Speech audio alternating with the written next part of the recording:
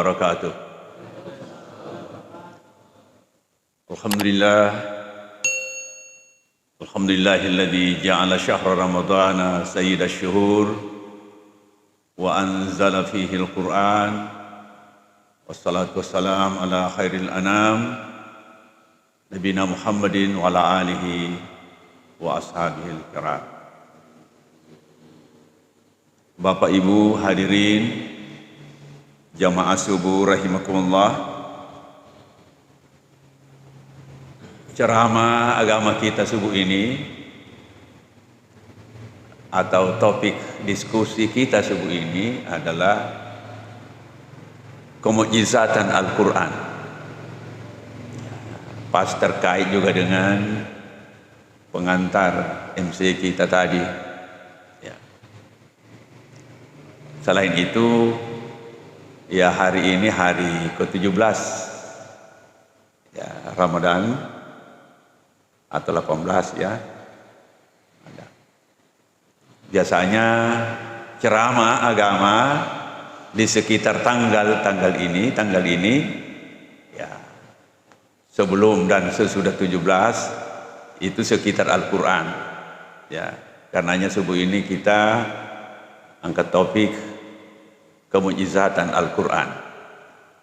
Kita awali dengan definisi mukjizat. Ya, apa itu mukjizat?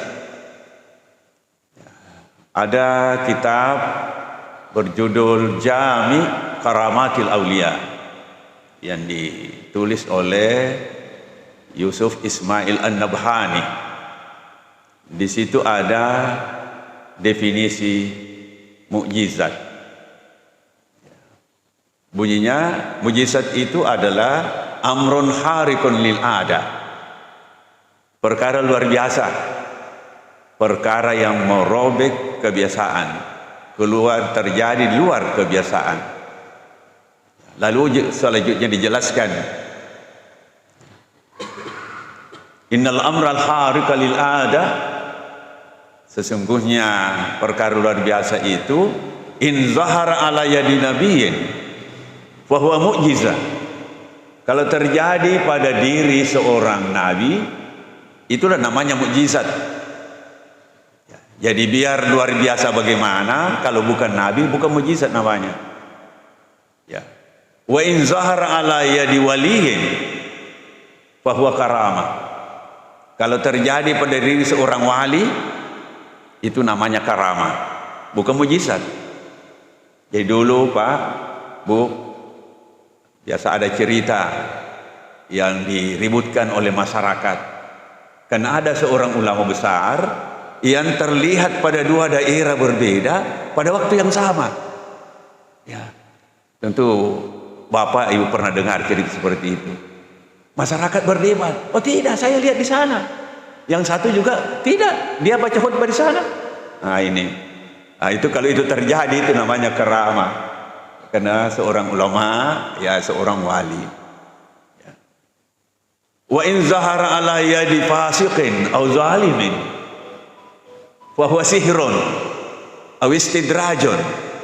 Kalau keluar biasaan itu, peristiwa aneh itu terjadi pada diri seorang yang fasik kita sudah tahu, atau zalim, atau orang zalim, fa huwa sihrun, itu namanya sihir. Atau istidraj, wa in zahara ala yadi ammin ghairi asin, kalau itu terjadi pada diri orang awam, katakanlah mohon maaf kita ini awam, orang awam, orang biasa, umum,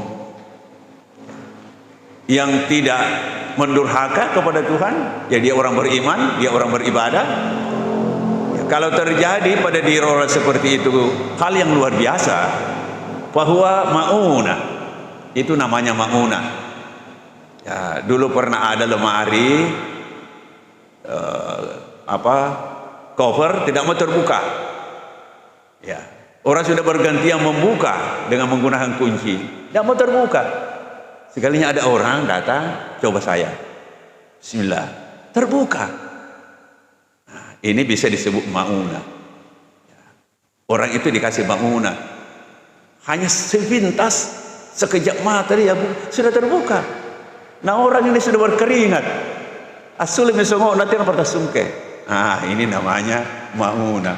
Ini kalau bapak menemukan yang seperti itu, keanehan terjadi pada diri bapak, ibu, itu pasti bukan mukjizat. Ya. Kalau bapak bukan merasa wali, itu bukan karamah, tetapi itu mauna. Lantas bagaimana itu ilmunya orang dulu? Ilmu kebal. Orang Goa itu, dan saya rasa di mana-mana ada seperti itu. Ya. Tentu aja Riolo di Makassar, di Butagoa, di Makassar, ya ada daerah Makassar umumnya, tentu daerah Bungsi juga seperti itu, daerah lain. Nia baca-bacaan yang melahirkan kekebalan. Bagaimana itu? Nah, kalau menghadapi situasi genting, tekan di sini. Lalu dia berkata, iya minne, barambam bete-bete ya, kukul batan jambua, antip uliyai kiduka, ampok koliyai taranga, kumpayakung, dapat barakat Allah Ta'ala. Sudah itu dia buka bunyinya, maaja mau cari batang, anrumpak makonne, burakne, ditebas. Tidak makan, perangnya tidak makan. Ini masuk apa ini? Pasti bukan mukjizat, bukan nabi. Pasti bukan karamah karena bukan wali. Mungkin juga bukan, ya masuk apa dia? Bapak sekalian, untuk menjawab itu ada hadis Nabi. Ya, silahkan Bapak yang jawab. Ada hadis Nabi mengatakan, inna minal bayani la sihran. Sesungguhnya gubahan kata-kata indah itu, sebahagian kata-kata indah itu, gubahan kata-kata indah itu sihir. Itu riwayat Al-Bukhari, Imam Bukhari. Ada hadis riwayat Abu Dawud, inna minal bayani sihran. Sebahagian dari gubahan kata indah itu sihir. Apakah itu sihir? Ya, silakan Bapak jawab. Tapi ada yang mengatakan, oh bukan, karena di situ ada ayat kum fayakun. Barakatullah Ta'ala, kum fayakun. Tapi ada yang jawab, kata itu kum fayakun senjata Allah Ta'ala. Dia ambil senjatanya Allah Ta'ala, pakai kum fayakun. Silakan Bapak jawab, Ibu jawab. Kemudian ada lagi satu definisi mukjizat. Berbunyi, al-mu'jizatu, mukjizat itu adalah dalalatu sidqil anbiya'i, bukti-bukti kebenaran para nabi. Wa dalilun nubuwati la yujad ma'a ghairin nabiyyin, dan sekaligus bukti kenabian. Dan peristiwa seperti itu tidak didapati pada diri orang yang bukan nabi. Bapak Ibu yang saya muliakan, jadi kalau begitu, mukjizat adalah peristiwa luar biasa yang terjadi pada diri seorang nabi. Ya. Bagaimana kalau keluar biasaan, keanehan itu terjadi pada diri orang biasa? Bukan mukjizat. Ya, mana dribariallaka ajab paritumpuk najiknika angak lu barapipi, bukan mukjizat karena dia bukan nabi. Katanya mau nabi Muhammad. Bapak Ibu yang saya muliakan, mari kita lihat kembali ke Al-Quran. Al-Quran itu mukjizat. Kalau begitu, Al-Quran memiliki keluar biasaan, memiliki amron harikun lil ada, peristiwa, pernyataan yang di luar daripada kebiasaan. Ya, banyak. Karena Al-Quran seperti itu, Bapak Ibu sekalian, maka masyarakat Arab waktu itu menilai atau menuduh Al-Quran itu sihir, karena dianggap sesuatu yang luar biasa, tidak biasa, tidak dikenal oleh masyarakat sebelumnya. Lalu Quran perkenalkan, dituduhlah Nabi itu tukang sihir. Ya, dituduhlah Al-Quran itu sebagai asatirul awwalin, sebagai dongeng. Nah, karena tidak masuk akal. Nah, contohnya mana? Kita ambil contoh. Ada ayat Allah di surah Al-Anbiya ayat 33. A'udzubillahi minasyaitonirrajim. Bismillah. Wa huwal ladzi khalaqal laila wan nahara wasyamsa wal qamara kullum fi falaki yasbahun. Ya. Dan dialah Allah yang menciptakan malam dan siang, matahari dan bulan. Semuanya itu beredar pada garis edarnya. Semuanya itu bergerak pada garis edarnya, orbitnya.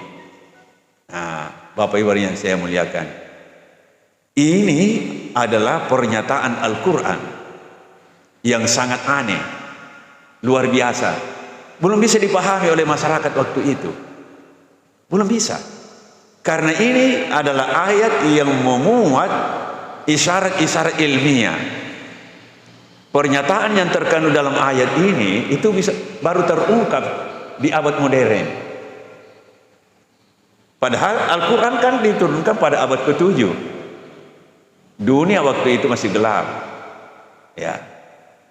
Al-Quran sudah bicara seperti itu. Nabi sendiri SAW mengaku, inna ummatun ummiyah la naktub wa la nasu.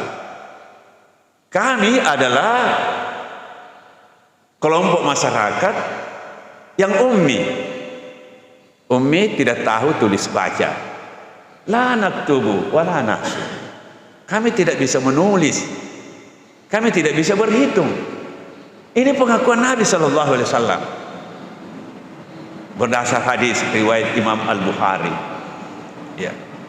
Jadi Nabi akui, Nabi tidak pernah duduk di bangku sekolah, apalagi namanya kuliah, tidak pernah.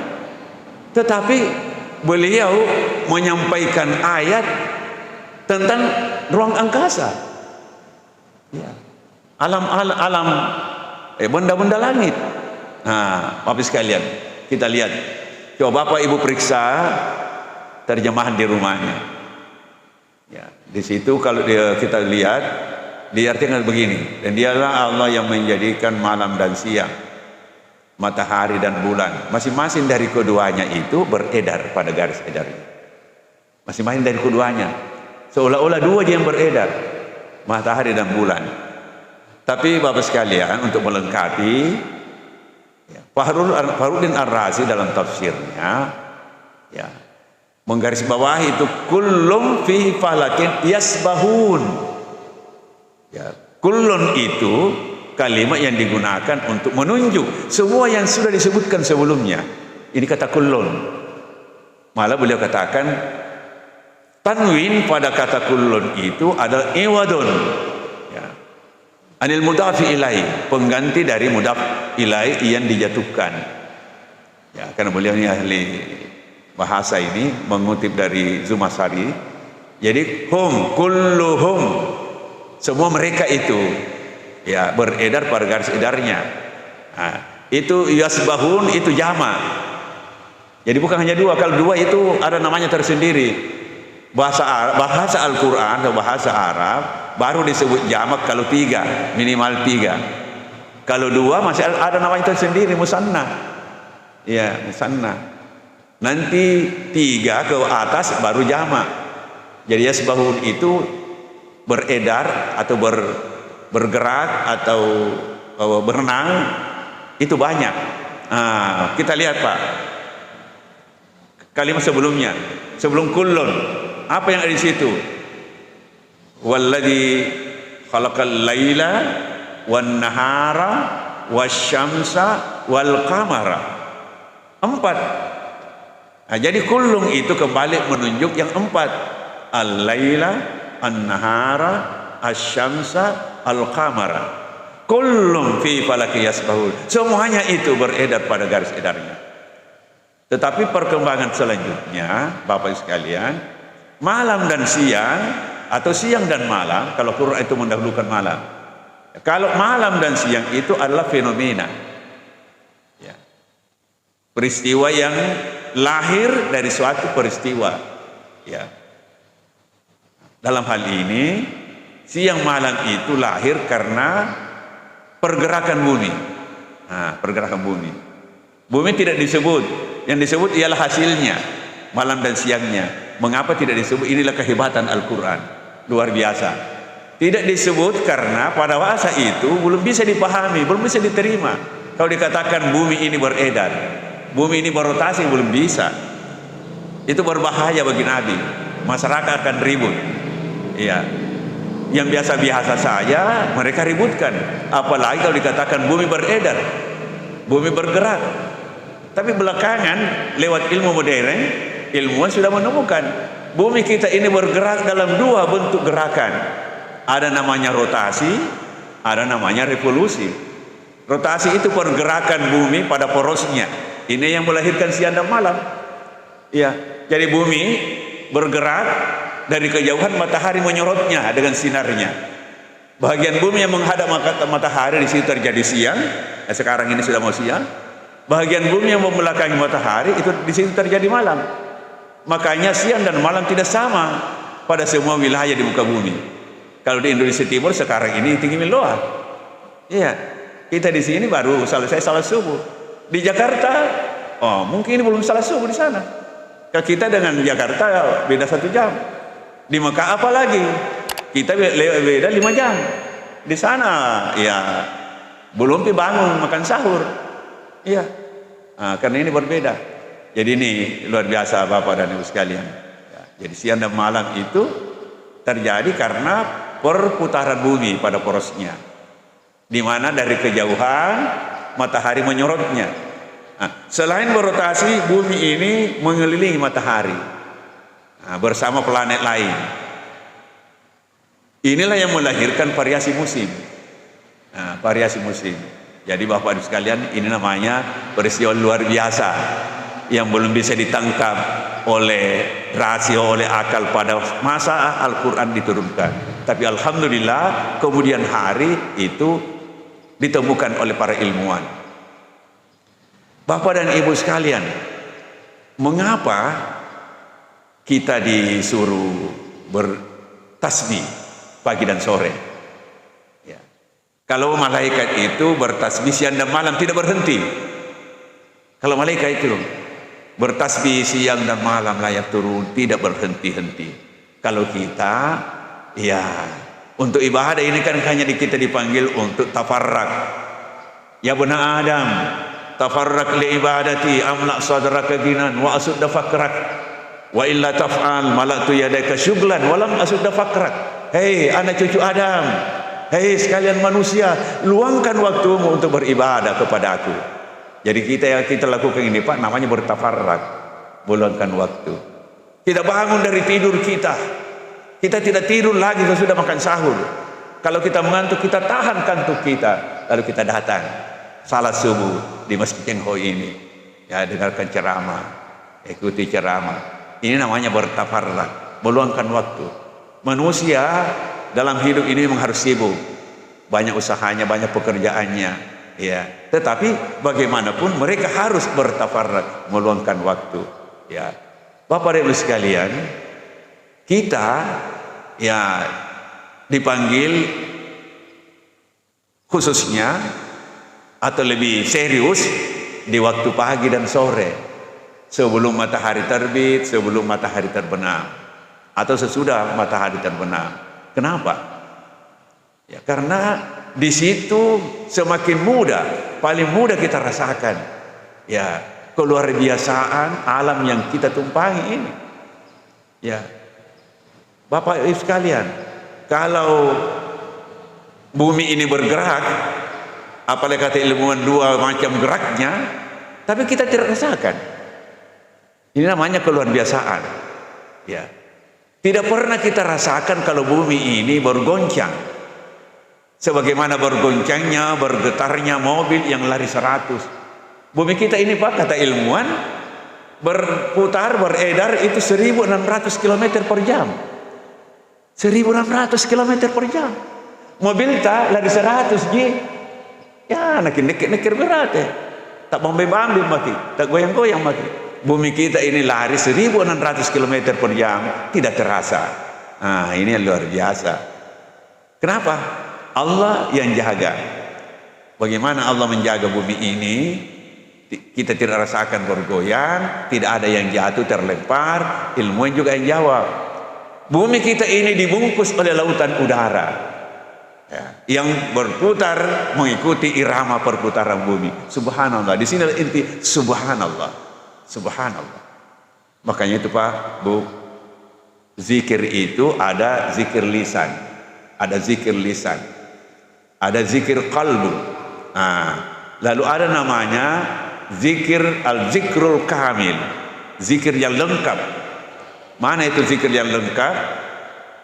Wa ma yajtami'u fihi zikrul lisani wal qalbi bitafakkuri fil ma'na, ya, wastihdari azamatillah. Zikir lengkap itu ialah zikir yang terpadu di dalamnya lisan, diucapkan oleh lidah dan diikuti oleh nalar, ya, ingatan akan makna kekuasaan. Jadi subhanallah, subhanallah. Apa yang Bapak ingat waktu lidah mengucapkan subhanallah? Ya, la ilaha illallah. Kalau hanya ucapan saja itu artinya zikir lisan. Tapi kalau diikuti oleh aqalbu, ada nalar dan rasa kebesaran Allah, itu namanya ya bitafakkuri fil ma'na. Jadi sambil mengucapkan nalar jalan, luar biasa kekuasaan Allah Ta'ala, alhamdulillah, Allahu Akbar, alhamdulillah. Bapak dan Ibu sekalian, bumi berputar, larinya kencang, tapi tidak terasa. Kita aman-aman saja, alhamdulillah. Jadi ini subhanallah, alhamdulillah, Allahu Akbar. Nah, Bapak dan Ibu sekalian, kita ini duduk, jantung kita kerja di dalam tanpa kita komando. Dokter bilang, para ahli bilang, kapan jantung berhenti berdetak, matilah kita. Makanya orang yang sekarat, mulai pusing nyawana, jaga sini kompa, dirangsang jantungnya supaya bisa memompa darah kembali, supaya hidup. Ya. Tapi kita ini Pak, kan tidak, jantung kita jalan di dalam tanpa kita komando. Makanya kalau kita subhanallah, subhanallah, alhamdulillah, alhamdulillah, Allahu Akbar, ya bisa itu isinya. Itu yang dimaksud dengan bitafakkuri bil makna. Ya, kita kaitkan dengan makna. Ya, bukan artinya itu subhanallah, tetapi makna yang terkandung di dalamnya. Bahwa ini ada keluar biasaan. Alhamdulillah. Ya, ada kekaguman terhadap kekuasaan Allah yang ada pada diri. Karenanya Bapak sekalian, wa fil ardi ayatul lil muqinin wa fi anfusikum afala tubsirun. Ya. Di bumi ini banyak ayat Allah, banyak tanda kekuasaan Allah. Ya, bagi orang yang yakin. Dan dalam dirimu sendiri, apa kamu tidak lihat? Jadi Bapak sekalian, dalam tubuh kita ini banyak organ-organ vital, banyak organ-organ vital, ya, yang sangat penting fungsinya dan bekerja tanpa kita komando. Karena ini sudah ciptaan Allah Subhanahu wa Ta'ala. Makanya kita ini perlu, wajib, subhanallah, subhanallah, subhanallah, alhamdulillah, alhamdulillah, Allahu Akbar, Allahu Akbar. Bapak dan Ibu sekalian, jadi itu baru satu ayat, contoh ayat bahwa Al-Quran itu memiliki keistimewaan, ya, memiliki keistimewaan, keluar biasaan yang pada saat Al-Quran diturunkan belum bisa dipahami oleh masyarakat, tetapi kemudian itu sudah bisa diungkapkan oleh para ilmuwan. Karenanya Pak, sekarang ini banyak orang laisa minna itu artinya orang non yang menjadi mu'allaf, ya, karena tertarik kepada Al-Quran, ya, baca Al-Quran, ya, mungkin juga tidak sengaja dapat Quran lalu dia baca, di situ ada kekagumannya, ya, karena baca Al-Quran bicara tentang penciptaan alam semesta, penciptaan diri manusia yang penuh misteri. Al-Quran bicara tentang sejarah, ya, peristiwa-peristiwa lama. Al-Quran juga malah berbicara tentang masa peristiwa yang akan datang. Ini keluar biasa Al-Quran dan ini mukjizat Al-Quran. Saya rasa demikian Bapak Ibu sekalian pengantar diskusi kita. Terima kasih. Assalamualaikum warahmatullahi wabarakatuh. Ya, itu dan tadi ceramah yang disampaikan oleh Ustaz. Siapa tahu ada jemaah yang ingin mengajukan pertanyaan, dipersilakan.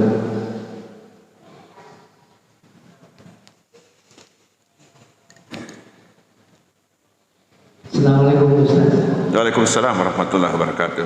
Syukur sekali ini bisa ketemu Ustaz. Iya. Ada dua saya punya pertanyaan ini dan saya bangga ini menjadi orang tua karena yang berpikir depan saya Ustaz adalah orang tua. Iya. Tapi orang qualify renta. Mustafa nama Ustaz. Mustafa Naba di? Iya. Iya. Begini Pak Ustaz. Ada dua saya punya pertanyaan ini. Dan ini kejadian pernah terjadi di kampung. Ada kebun yang mau dijual. Ada? Kebun. Oh iya. Di dalam kebun itu ada satu kuburan. Kuburan orang tuanya yang mau jual itu. Dan itu meninggal sudah lebih 30 tahun yang lalu. Yang mau beli kebun ini, dia mau beli kebun tapi dengan perjanjian kuburan itu harus dikeluarkan, dipindahkan. Iya. Jadi kesepakatan terpaksa kuburan itu dipindahkan. Setelah digali itu mayat, ternyata mayat itu utuh. Tapi yang menurut orang tua saya, karena saya tidak sempat lihat, hanya daging yang agak menembus ke dalam. Tapi mayat itu utuh. Pertanyaan saya, ilmu apa yang dipakai Ustaz dan apakah selamat orang begini atau tidak? Yang kedua Ustaz, masalah pernah juga kejadian di tempat saya, ada anak kecil yang menangis itu sudah 3 hari 3 malam karena tertusuk tulang ikan di lehernya. Dia makan ikan dan tinggal tulangnya di lehernya. Iya. Banyak sekali yang membantu pada waktu itu, termasuk saya lihat ada orang tua yang tip itu bisa makan air kemudian diminumkan dan tidak sembuh. Tiba-tiba ada orang yang lewat, itu juga ibadahnya tidak begitu itu orang. Dia bilang, kenapa Tuhan menangis? Dia bilang, tertusuk tulang ikan. Dia bilang, bawa ke sini. Di situ di tangga saja, dia tip-tip di belakang baru ada tip di tangga baju Ustaz. Iya. Setelah dia tip dan itu ditanam 3 kali, ternyata anak itu langsung ketawa dan sembuh, alhamdulillah. Pertanyaan saya Ustaz, ilmu apa yang dipakai keram atau ilmu sihir? Demikian Ustaz. Assalamualaikum warahmatullahi wabarakatuh. Waalaikumsalam warahmatullahi wabarakatuh. Iya. Iya. Kalau masih ada tambah 1. Ya. Ini untuk segmen pertama.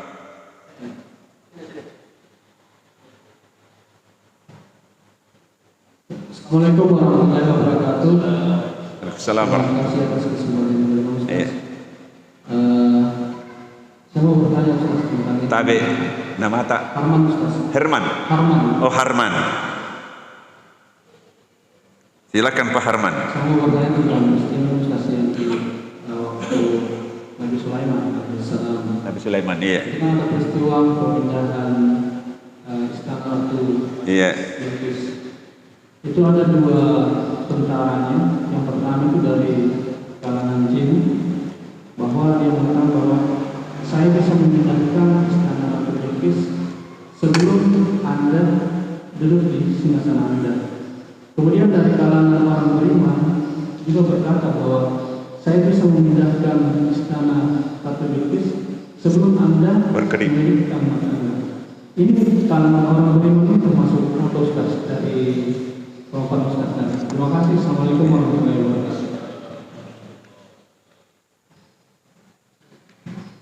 Iya. Jadi saya jawab dulu Pak, 2 ya. Kalau masih ada waktu, ya kalau dikasih waktu oleh moderator, ya silakan. Yang 2 ini hebat ini. Iya.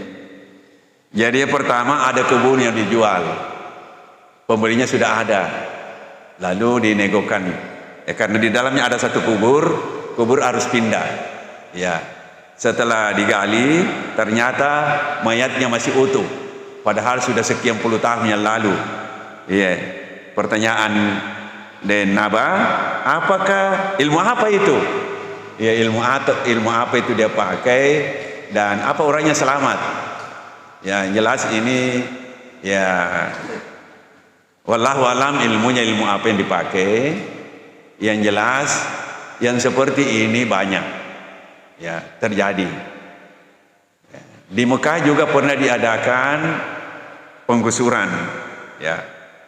Ini saya baca saja, saya dengar adanya, saya tidak lihat. Lalu ada jenazah satu utuh. Ya, utuh. Dan setelah ditelusuri, dicari tahu siapa orangnya, ternyata dia seorang ulama besar. Seorang ulama besar. Maka dipindahkanlah secara baik-baik lagi mayat itu.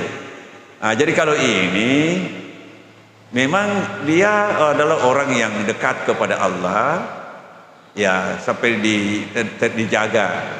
Tapi memang ada juga orang yang mengatakan saya mau saja menyatu dengan tanah. Ada juga seperti itu.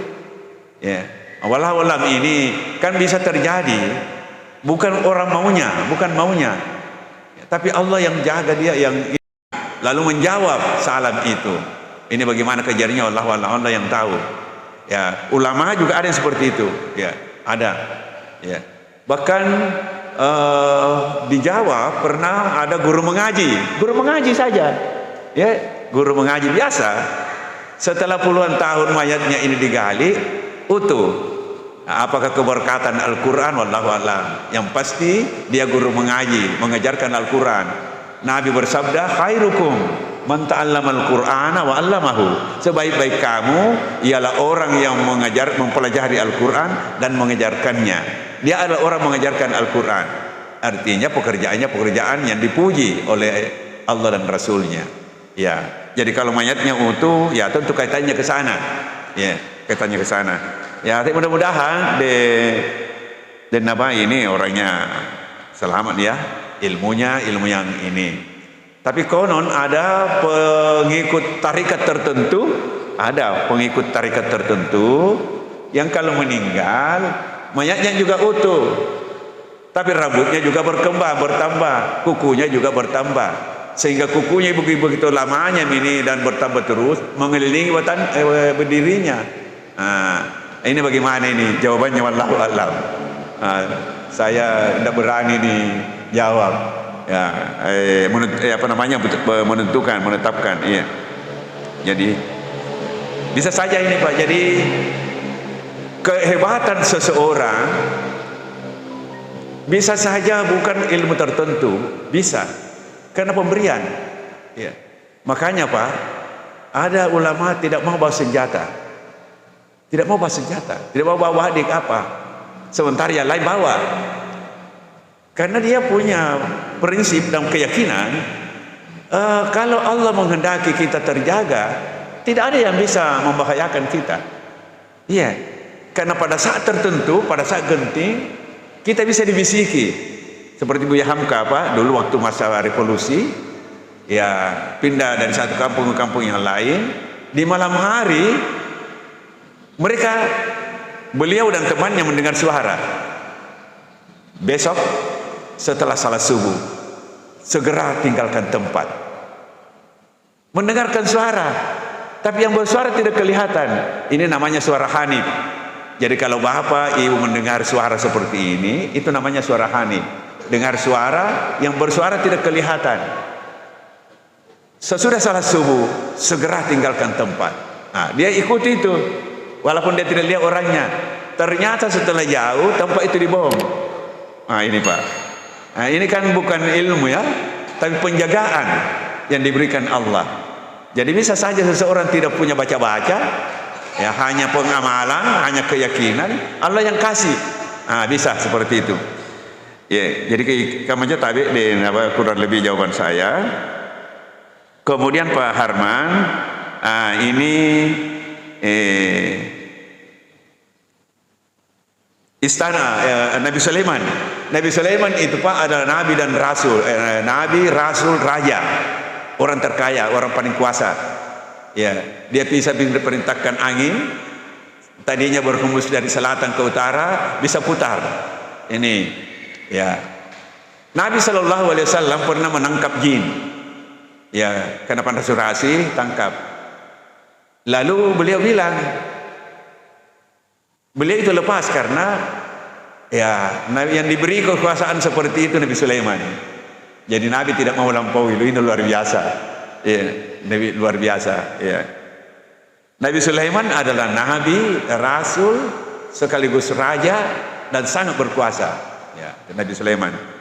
Kemudian waktu mengenai pemindahan ini, istana ini, ada tawaran. Nah, mohon maaf Pak Harman, saya sampai sekarang juga pelajari ini. Karena di situ dikatakan bahwa yang punya ilmu kitab, ya ilmu kitab lebih hebat ini daripada ifrit, dari jin ifrit. Ya, ifrit bisa sebelum Anda bergeser dari tempat duduknya. Ya, ada yang sebelum mata berkedip, lebih hebat lagi. Tapi itu yang memiliki seperti ilmu yang seperti tadi dikatakan Pak Harman. Ya, saya juga sampai sekarang kalau baca ayat itu, surah itu, ya tertarik bagaimana ini sebenarnya, di mana ini letaknya ini, memiliki ilmu kitab, namanya ilmu kitab. Iya. Jadi bukan bisikan dari jin, dari makhluk abstrak, enggak, bukan. Tapi ilmu kitab. Mana itu yang dimaksud ilmu kitab? Saya mohon maaf Pak Harman, saya sampai hari ini juga tertarik itu untuk mengetahui mana sebenarnya. Iya. Tapi masih ada Pak? Masih ada waktu tuh bagaimana?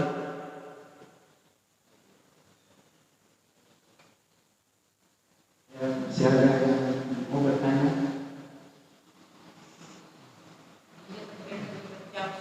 Iya, kira apa jadi? Ya, oh iya, oh maaf. Tidak nak kepahag ini din dapat abi, anja gurung kuriolo, gurung kuriolo napawi, nakanan yo nene, na kunanet tu nakalong juku, ne baca doa. Ingka apa baca ada jaman yo sampai ngi keruk nakalong, nampak nakana. Iya, dari subangi, sumpah nani kalong.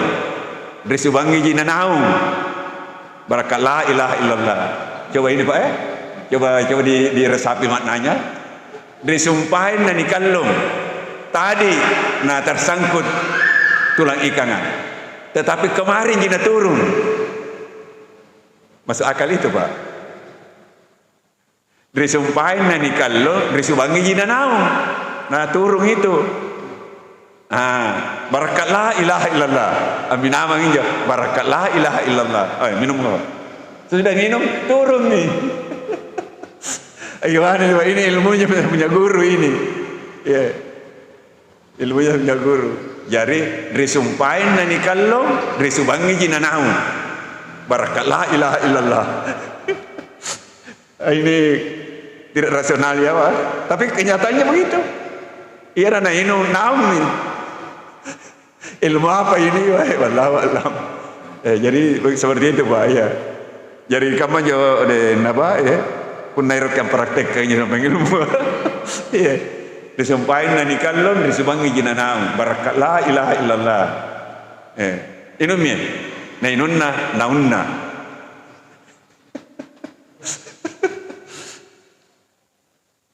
Bagaimana Pak? Kalau ada yang bisa satu lagi? Iya. Tapi Pak. Terima kasih Ustaz. Iya. Assalamualaikum. Waalaikumsalam warahmatullahi wabarakatuh. Tapi Pak, nama tak? Haji Sappe Manggilian. Haji Sappe Manggilian, iya. Iya, tapi ini kejadian yang juga terjadi di Bangka Ustaz. iya. Ada salah seorang yang memang untuk bulan itu dikeluarkan. Iya. Dan ini orang mandinya hanya sekali 1 tahun. Mandinya? Iya. Oh iya. Dia mandi pada saat 1 Muharram. Iya.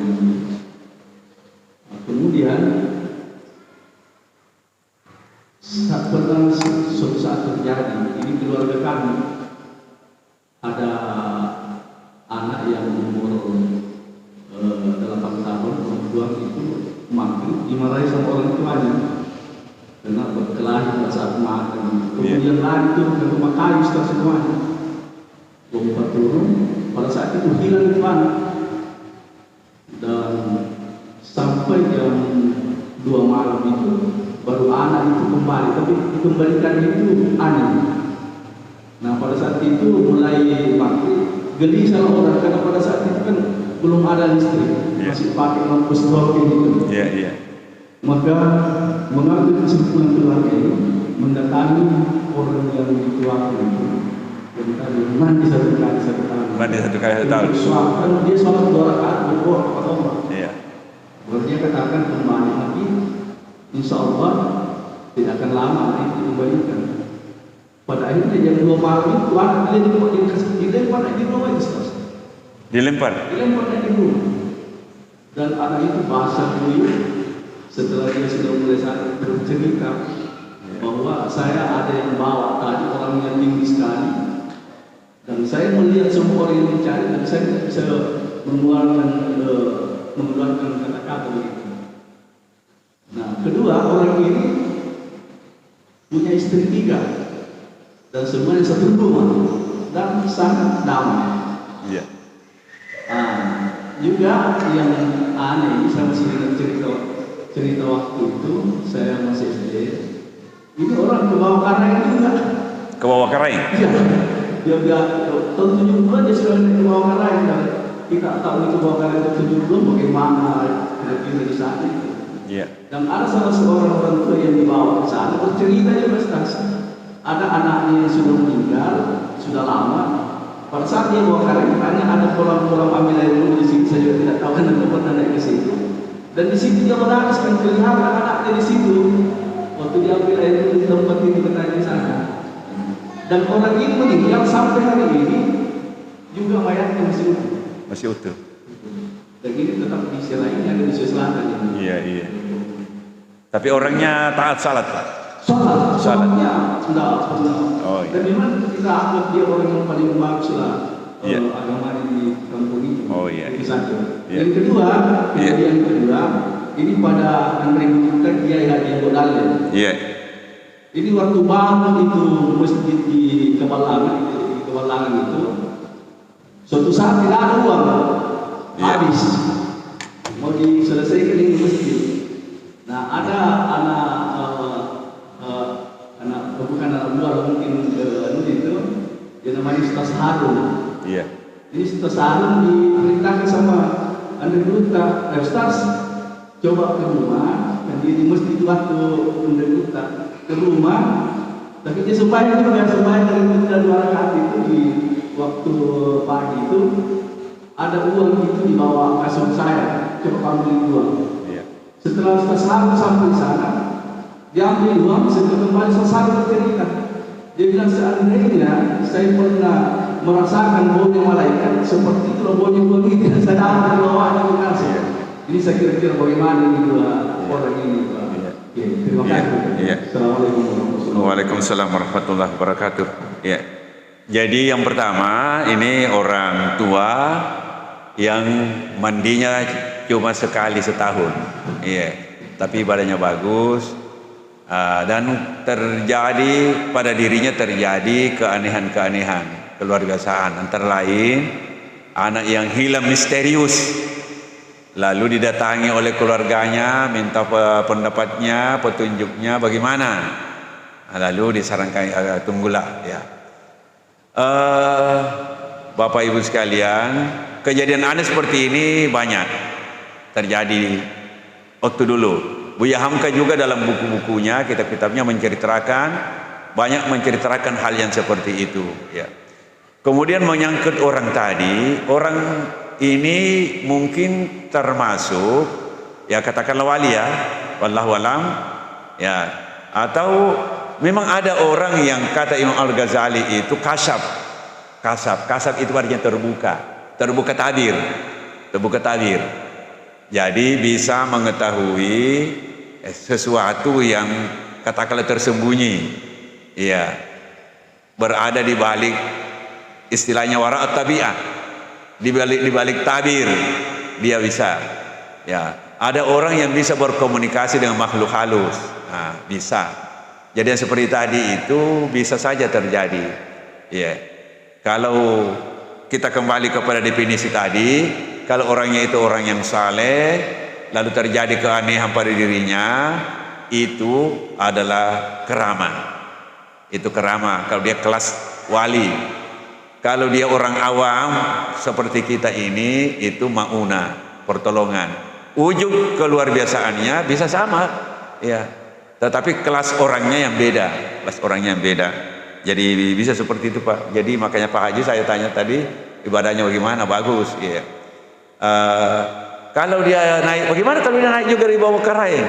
Ya, orang naik bawah karaing itu tentu bisa ada niatnya untuk berziarah biasa, melihat di sana keajaiban alam, kebesaran Tuhan.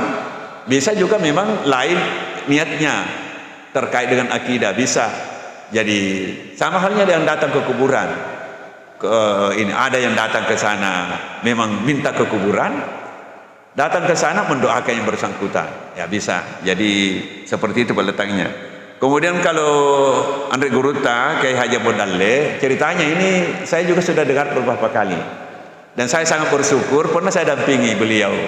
Jadi dulu Pak tahun 80-an, ya 70-an 80-an, ya sering ada acara-acara baik di provinsi maupun di Jakarta, ulama-ulama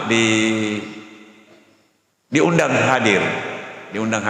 Saya pernah mendampingi Kiai Haji Abdul Dalle, ya satu kamar di hotel.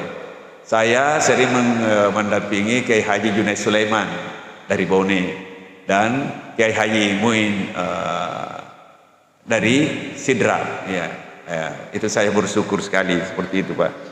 Jadi ini pasti keram karena beliau ini Andre Guruta, beliau itu seorang wali. Jadi kalau terjadi yang luar biasa pada dirinya, itu tentu ya kelasnya kelas karamah lah begitu. Ya, ya itu Allah yang tahu bagaimana. Uang ini kan dunia, uang itu dunia, bikinan BI ya kalau ini. Tapi bagaimana ini datangnya dari mana? Ini wallahu alam. Yang jelas seorang wali bisa diberi pertolongan yang di luar nalar kita, di luar nalar. Jadi ini karamah beliau. Ya. Jadi saya rasa demikian Pak. Iya, tabi. Iya, silakan. Masih yang orang tua tadi sama. Iya.